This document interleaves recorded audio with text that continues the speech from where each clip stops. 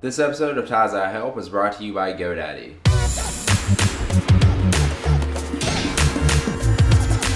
What's up, guys? It's time for another episode of Question Time, the series where you guys ask me questions and I answer it in video. As you can see, or maybe I guess you can't really tell, but I'm in LA still. Right now I'm in my next house, another Airbnb place I'm renting. I've got this place for like the next 9 days. It's a really nice place. And that's where I'm going to be filming the video from. And if you're wondering if you can hear the sounds coming from the road out there, there's cars going by constantly. And I don't really have much of an option, so you may hear that. I just deal with it. First question is from Brad Caldwell. He says, what are your thoughts on the Sony RX100 so far? So in case you guys didn't see it in my vlog already, I actually got the new Sony RX100 M3. This camera's been out for a little bit over a month, I think. It's a really, really nice camera. I got this camera to upgrade the quality of my vlogs. Normally, I've been using this camera right now that I'm recording with, the GoPro Hero 3 Plus, which I may switch back to it. I'm really just, I bought this camera just to kind of test it out. The quality is really amazing. The audio sounds really, really good too. Plus, for vlogging, you got this flip-up screen. It's really, really nice. I love this camera. My only problems with it is that it's a little bit big, at least compared to the GoPro. You can see it in my hand now. It's not too big, but it is a little heavy. It's different than using the GoPro. It's definitely going to take some getting used to. And the wide angle on the GoPro, as you see, I'm getting this whole room in shot, whereas this kind of just gets like my shoulders and head if I'm holding it like this. But again, it's just something that I'm going to have to get used to. Otherwise,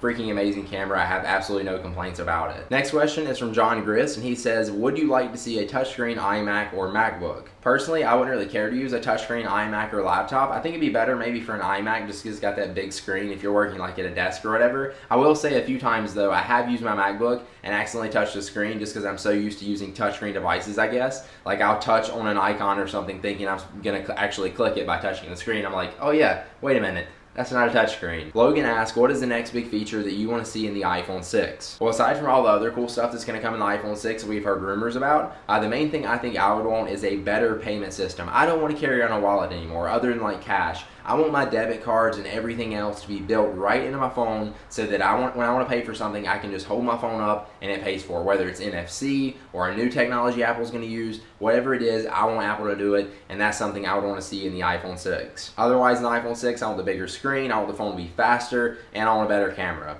Not that I really need it, I just want it. If you're asking what I want, that's the stuff I could use in an iPhone 6. Colton asked, what are your thoughts on iOS 8 Beta 4? So if you guys see my last video about iOS 8, I was ranting about it, because right now I'm on iOS 8 Beta 3 on my phone. I've yet to update to Beta 4, and the reason for that is because I don't have enough space on my phone. I went through and tried to clear out as much stuff as possible. I'm just going to have to go through and do it again and just delete some stuff that I don't want to. But I need 3 gigabytes free on my phone to download iOS 8 Beta 4. I really want to update to it because hopefully it's going to fix a lot of the bugs and problems, stuff like that I was having. But yeah, I just haven't got around to it yet because I've got to delete some stuff on my phone, and I don't want to delete stuff on my phone, but I do want to update iOS Beta 4, so I'm just going to have to do it. But yeah, hopefully it's better. Have you guys updated to it? Let me know. Cyprian asked, what do you think of the Sapphire display on the iPhone 6, and will Apple overprice the new iPhone? So if the rumors are true and the iPhone 6 is going to get that Sapphire display, I'm really, really excited about it. If you guys actually seen MKBHD's video that he did about it, he was like testing the iPhone 6 screen and like trying to scratch it and stuff like that. And it pretty much wouldn't scratch unless you use like a material that's harder than Sapphire, which you're probably not going to be scratching against your iPhone. Pretty much, if you want to scratch the screen on the iPhone 6, you're going to actually have to go and intentionally try to scratch it. You can still crack it and everything, but as far as scratches, it's going to be resistant. Now, as far as the price, will they make it more expensive? I don't really know. I think the 5.5 inch, if they actually do end up doing that, that one may be a little bit more expensive, but I think the 4.7 inch version will probably be about as much as the iPhone 5S is now, about $200, and they'll just drop the price of this. Otherwise, they may make it a little bit more expensive. Hopefully not. I guess we'll just really have to wait and see. But I think personally, it'll be about the same price for the smaller iPhone 6. Pat asked, if you're recording this QTime and Steve Jobs' ghost walked into the room and you had 10 seconds to speak to him, what would you say? Well, if Steve Jobs' ghost walked into the room right now, I probably wouldn't want to say anything. I would probably be freaked out and just run out of my house and not come back in here. I would leave all my equipment, all my bags, my clothes and everything. I would be gone. But if I wasn't freaked out and I was okay with Steve Jobs' ghost just walking into the room, and I could talk to him for 10 seconds, that's not really much time, I would probably just be like, what is it like to being a ghost, and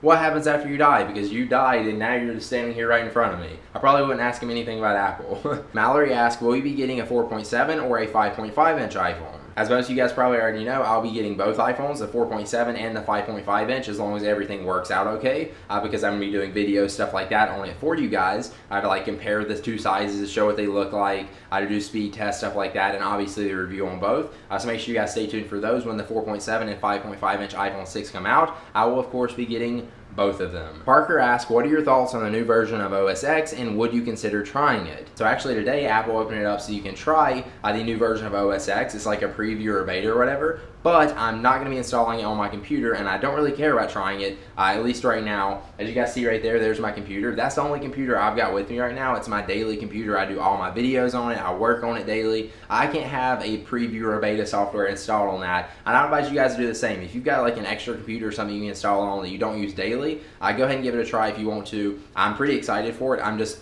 not going to install it on my daily machine because I know there's going to be bugs. I know there's going to be problems with it. That's the point of these things. I already had that experience with my iPhone and I cannot have that with my computer. I need it to work. But yeah, I am excited for it. I'm just not installing it right now because I can't deal with the bugs. But let me know how you guys like it. If you get to check it out, let me know in the comments and give me your thoughts. Jose asked, what are your thoughts on 3D printing? 3D printing is seriously going to be the future. It's going to change the future. Like 5-10 years from now, there's not going to be assembly lines of stuff that make products, like different parts of it, and then put it all together. It's going to be a 3D printer that has all the materials, everything like that in it, and just starts from scratch and builds stuff from the bottom up, like maybe a car or a refrigerator or furniture, whatever it may be, no matter what kind of tech and stuff are in it. Like for example, a car, it's going to build the wheels, and then it's going to start building the body, and it's going to build the engine and all the tech, and start from the bottom up.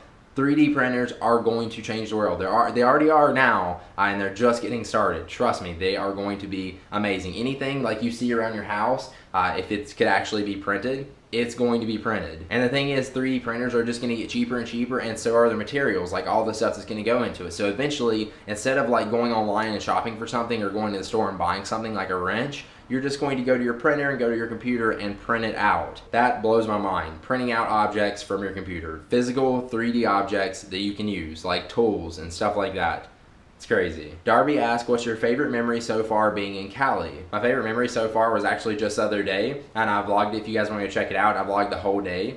We pretty much went to Eaton Canyon. We went hiking there. I walked all the way through that, got to the end where there's a waterfall and like a little nice pond to sit in, so that was really cool. It was a nice hot day, and then when we got there, we finally got to cool off in the water. And then we came back, I got some food, and then we went hiking again to the top near where the Hollywood sign is, near Wisdom Tree. I got to check that out. It was a super good time, really fun day. I had a lot of fun, good exercise out in the sun with good friends. Yeah, it was just a really good time. And I'm really happy I vlogged it too, because I can go back anytime and just watch that and relive that experience. Megan asked, would you ever consider having a permanent residence in Los Angeles in the near future? I'm not really sure yet. I like LA and I've enjoyed my time here. I'm not really ready to leave yet, but I am excited to go to San Francisco and Seattle after this. But yeah, I don't know. I like LA. I just don't know if I could call this place home. Maybe for like a year or two I could live here. I think that would be good for me. Even just a small amount of time I've been out here, I've already made so many connections, new friends, and just done so much awesome stuff. So I definitely think this is a good place to live for a little bit,